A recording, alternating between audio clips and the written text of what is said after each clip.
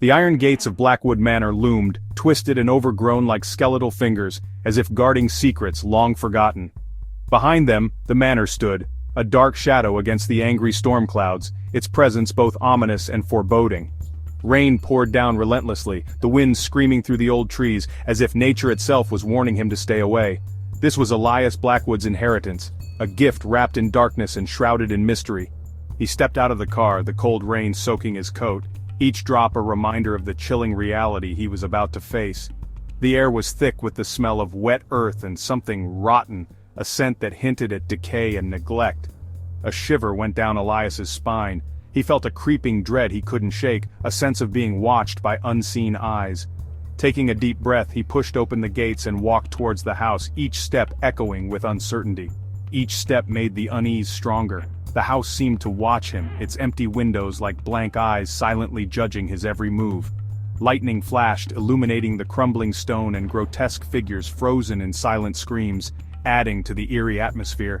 The front door creaked open as if inviting him in, the sound echoing like a ghostly whisper. Elias hesitated, a voice whispering in his mind to turn back, to leave this place and never return. He ignored it. This was his home now. He had to face what waited inside, no matter how terrifying it might be.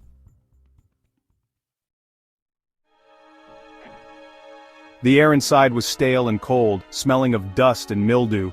It felt as if the house had been abandoned for centuries, untouched by time. Cobwebs hung everywhere like spooky decorations, draping the corners and furniture in a ghostly veil. The only light came from lightning flashes through the dirty windows.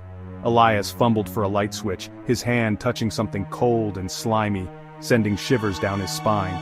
He pulled back, his heart pounding in his chest. He found the switch and hesitated before flipping it. A single, flickering light bulb barely touched the gloom. Shadows danced in the corners, taking on strange shapes that seemed almost alive. He could hear the wind howling outside, its sad cries echoing through the silent house, adding to the eerie atmosphere. A sudden bang made him jump. It was just a loose shutter against the wall, but it sent a jolt of fear through him, making his heart race. He started exploring the house, each room dark and decaying. The furniture was covered in sheets, their shapes hidden like ghosts of the past.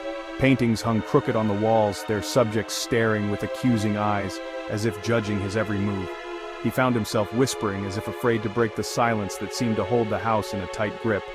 As he moved from room to room, he couldn't shake the feeling of being watched, the hairs on the back of his neck standing on end.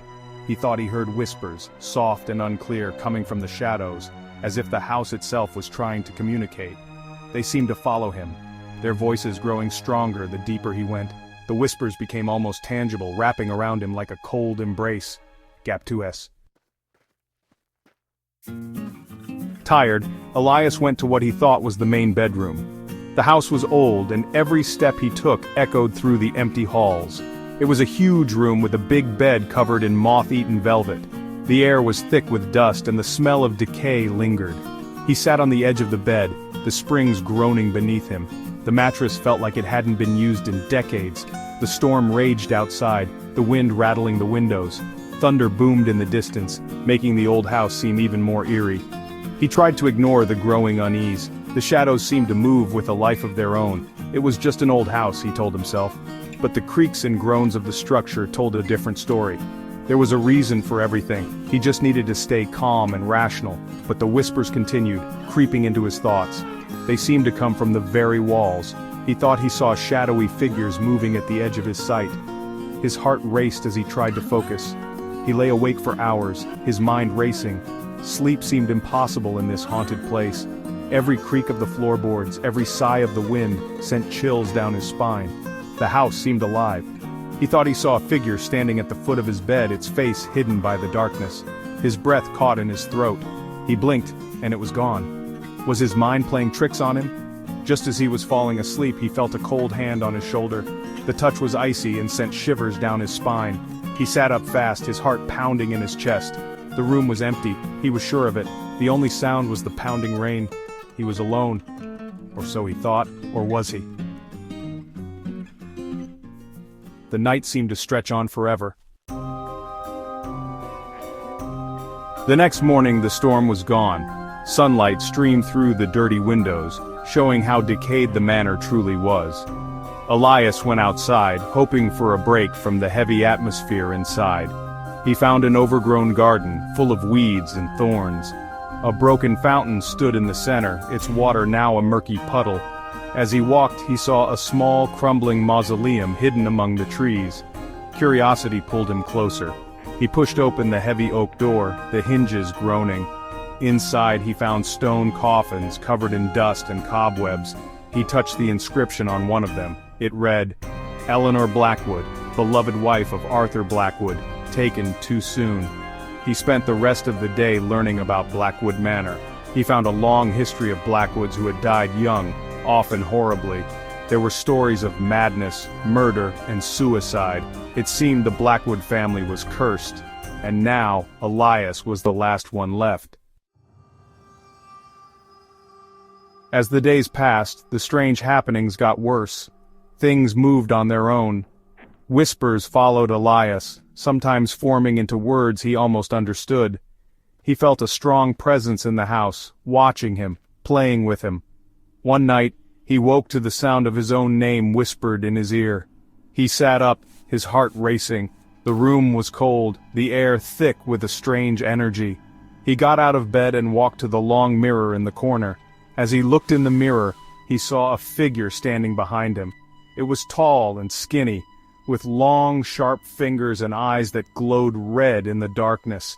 Its face was twisted in a horrible smile. Elias spun around, but there was nothing there. He was alone.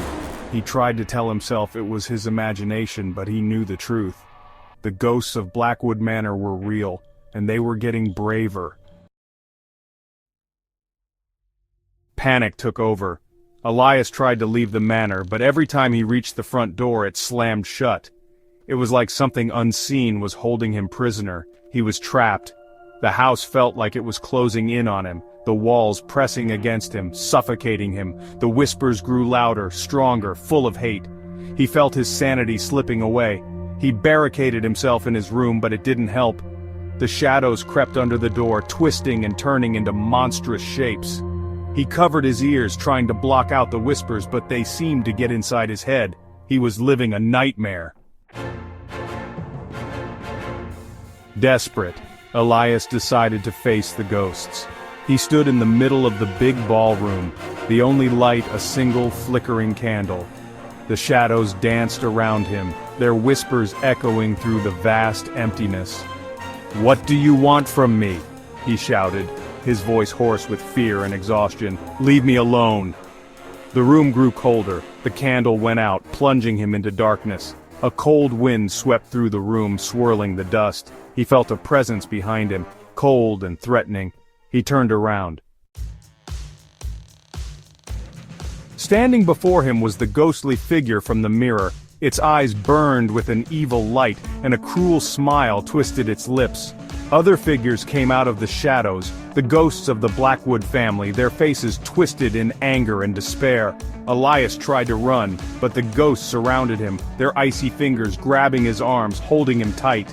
He struggled and screamed, but it was no use.